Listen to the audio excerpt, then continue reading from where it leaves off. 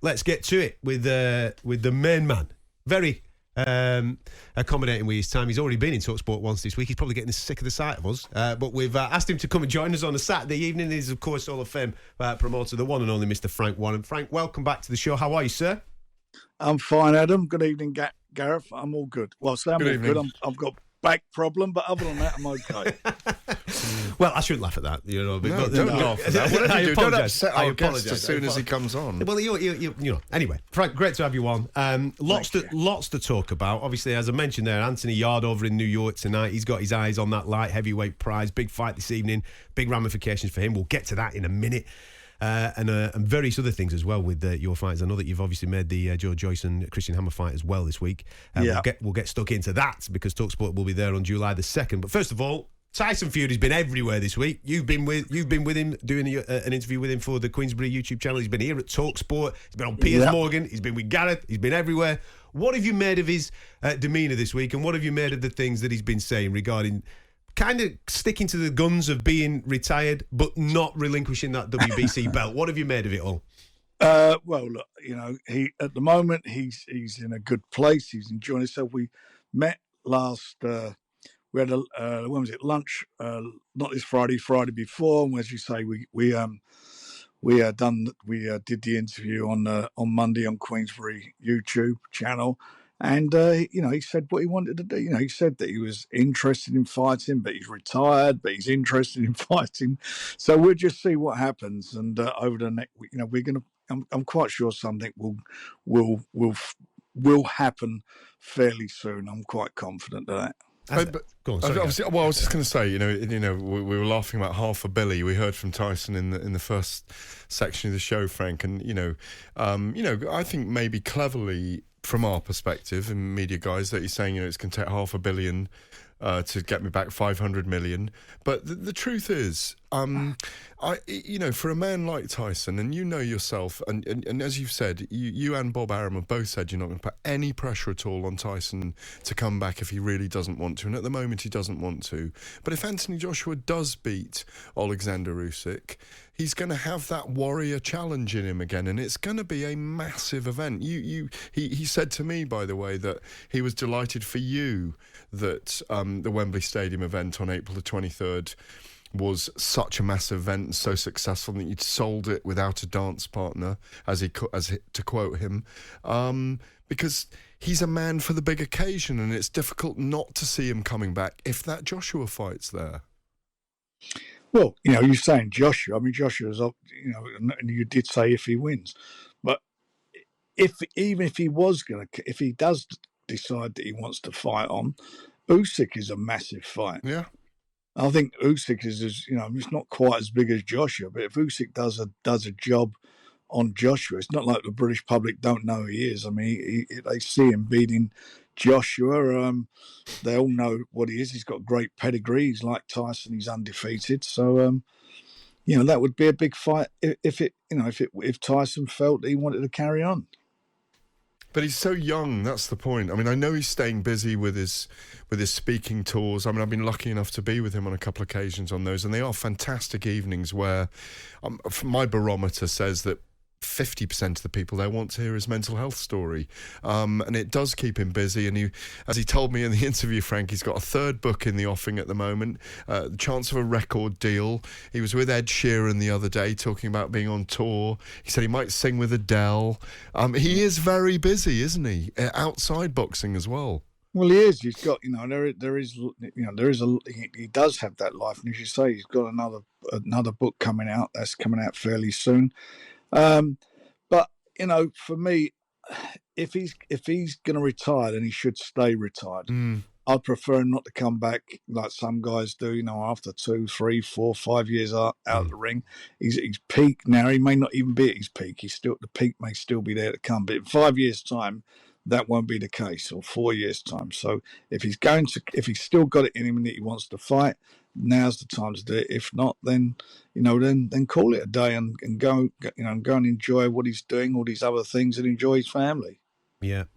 Frank, before we move on from Tyson, I'm sure you've seen this over the last 24 hours with the Irish press reporting that he's been denied access to America. First and foremost, have you seen that story, and is there any truth to it? Well, I mean, I don't know. I mean, it's what I read is that he went. Correct me if I'm wrong. He went to an airport and was refused to get on. I mean, as far as I understand, he didn't go to any airport yesterday, and he was in Liverpool for his cousin fight. That's it. I haven't spoken to him today, so that's news to me. Okay. You've announced a fight this week for Joyce against Christian Hammer, July 2nd. We're excited to be covering that here on talkSPORT. First and foremost, what happened with the fight with Josie Palker? Obviously, we were working towards that, but that's not materialised next up. What's happened? Well, you need him. You need to ask him that question. You got him on later. Yes. We, as you know, at Tyson's last fight, him and Joe got together. Yeah. And we announced it that it was to be done, and Joe and we agreed terms. I shook hands with Joe in front of Tyson, and then we got the solicitors to work out and get the contracts, which took a long while, but eventually they got them done. And then I heard the day before it was announced that he'd signed a deal with Sky. I heard about that, and I just sent him a text, which I'm reading now, on the 9th of June at 12:56, and I said to him, just been told the fight is off, so much for your handshake. And then he was in New Zealand, and then I got a text back at 21:33 saying, morning Frank, because obviously it's morning in New Zealand. Apologies, it took a while to get the deal done, but was offered a better deal last minute. Oh, okay. But now he's fighting Lucas Brown, and we're very underwhelmed by that. Exactly, that's the problem. That's the problem. Why wouldn't you fight a guy who's ranked number one to get that position? Lucas Brown and him. I mean, what possible interest that is to British boxing fans? None. And let me just finish. Yeah. And even if he was offered a better deal, having agreed terms. Somebody said to me, right, we've agreed, I'm paying you 100 quid. And I'd say, look, somebody's offered me 110 quid. Do you want to better it? At least do that. Nothing at all. He never wanted that fight. He never fancied it. And that's the bottom line. But you know what? Joe Joyce is the guy who's the mandatory and ranked number one, not Palker. So we had, remember when we made this fight, and they sodded us around for a while. It was originally going to take place next week, but if you recall what he said, or what they said about 3 weeks ago or 4 weeks ago, that they didn't, that he couldn't fight because Andy Lee, his trainer's wife, was having a baby. Yeah, which is the first time I've heard of a fight being postponed because the trainer's wife's having a baby. I understand if it's the fighter's wife.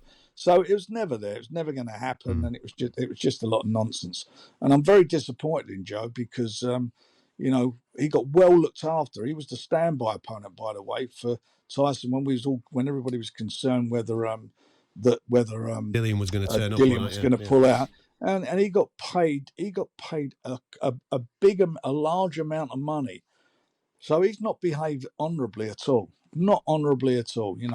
Handshake means nothing. Word means nothing, and they just messed us all around. And it's a shame for Joe because Joe was coming back from that broken wrist, but he'll fight anyway. We managed to get a fight on with him because I've got to keep him busy, and he did have that bad injury. Breaking your wrist is not good. Wrist is not good for a boxer, but he's got Hammer in there. He's a tough guy who just went the distance with the WBO number 3. Frank Sanchez, who's a good fighter. He's very good, very talented. Not a big heavyweight, but he's very talented. I was going to say to turn it around on the short notice that you've turned it around. I think that's a solid opponent for Joe on July 2nd. And as I said, looking forward to that. Whilst we're talking Parkers, can I talk Zach Parker? Because I do feel for this boy, absolutely. We're looking forward to his fight with Dimitri Andrade. Obviously, that fell off, and then in the aftermath of it, I hear that the WBO allowed the Caleb Plant to be the mandatory challenger for Canelo's belt, which then knocks back mandatory call-ins for another 12 to 18 months. So Zach Parker's kind of out in a little bit of limbo. So what's the situation there, Frank?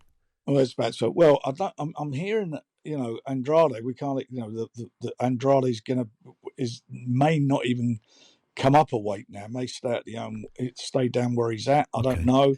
And we're trying to get. He's not come back to us or anything. So there's been no talk about rescheduling it. So I don't know what's going to happen there. And Zach, we're looking, and I'm hoping we're going to have something over the line for him whilst we've been waiting for this, I mean, obviously we've got a contract with Andrade, and we've been waiting to see what's going on. But it looks like that's all going to fall away. So Zach will fight sometime in September, and we're looking at a couple of fights for him, and we'll see where we go. I mean, there's been a couple of things we've been looking at, which I think are quite interesting. So if that Andrade fight is dead in the water, then we will announce something fairly soon for him. Gutted for him. Gutted. Can I He's just a good fight. I mean, we is. sold a lot of tickets. Yeah. Yeah. A lot of people were excited. We were very excited by that fight. Very. Yeah. Frank, can I ask you about Daniel Dubois last weekend as well? He did what he needed to do.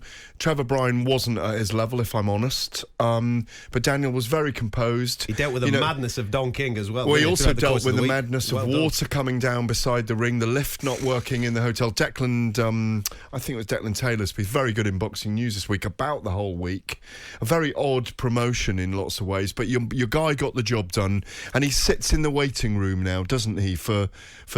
And I say that with respect. What I mean is he's sitting in the waiting room, ready for those big title fights now. Well, look, we had to get him there. We worked very hard. We got Joe in at number one at WB.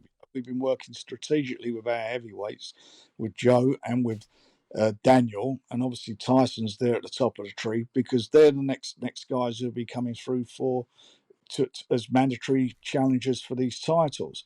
And the WBA have had in Bryan, he was their WBA champion. They have a super champion, and a super champion is a guy who unifies the champion under their championship under their rules. So that is the position. For us, it is very important that Daniel was to fight for that title, and we got him into the position to do it. He won it. As a fighter, I always felt he could win. I don't know what happened with Don King. We offered to put that fight on with him after he won the purse bids. He bid $3.5 million for it.